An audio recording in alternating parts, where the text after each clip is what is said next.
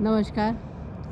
हमारे भारत में परंपरागत तरीके से किस तरह से विद्यार्थियों को शिक्षा दी जाती थी और कैसी थी हमारी शिक्षा पद्धति और कैसे थे हमारे विषय, इसके बारे में चर्चा करेंगे।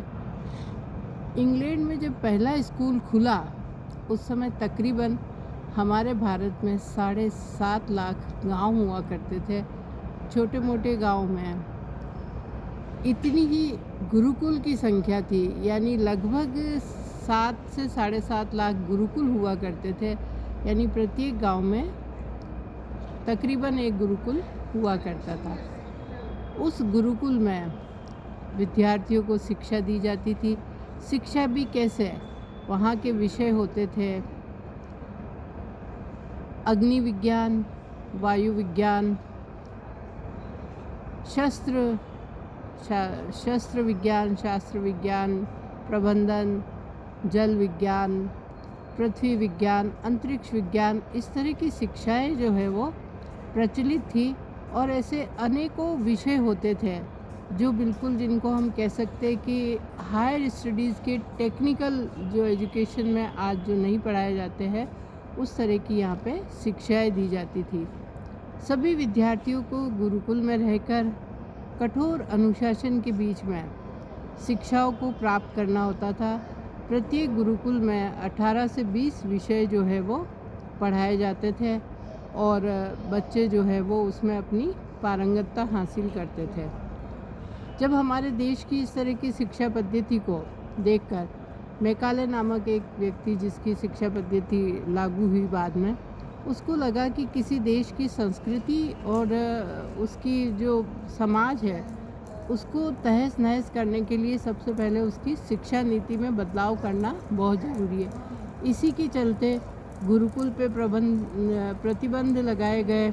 और गुरुकुल ऐसे होते थे जिनमें किसी का नियंत्रण नहीं होता था, वो समाज के लोग ही उसको चलाया करते थे।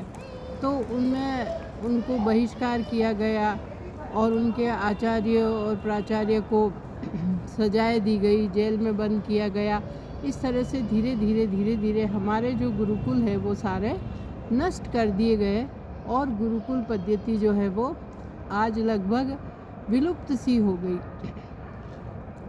तो थोड़ा सा तकलीफ़ इस बात की है कि जिस देश की प्राचीन संस्कृति में जो विषय पढ़ाए जाते हैं, जिस तरह से हमारी शिक्षा पद्धति काम करती थी, वो लुप्त हो गई और हमें इसका पता भी नहीं चला और हम इसको बिल्कुल भूल चुके हैं। तो आज हमें आवश्यकता है कि हमारे बच्चों को फिर से इस तरह की शिक्षा पद्धति में एनरोल करें।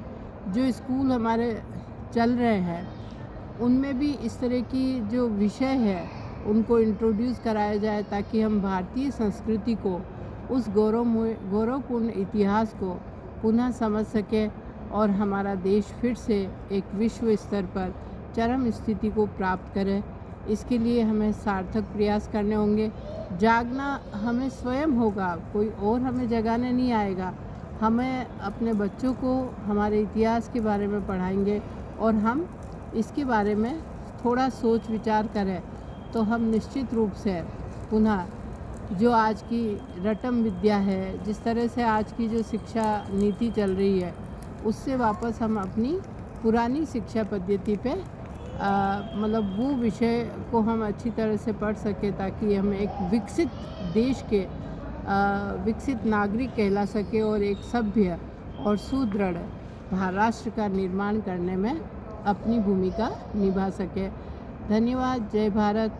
ऐसे और पोस्ट देखने के लिए धरोहर यूट्यूब चैनल को लाइक करें, सब्सक्राइब करें, फॉलो करें और शेयर करें। जय भारत।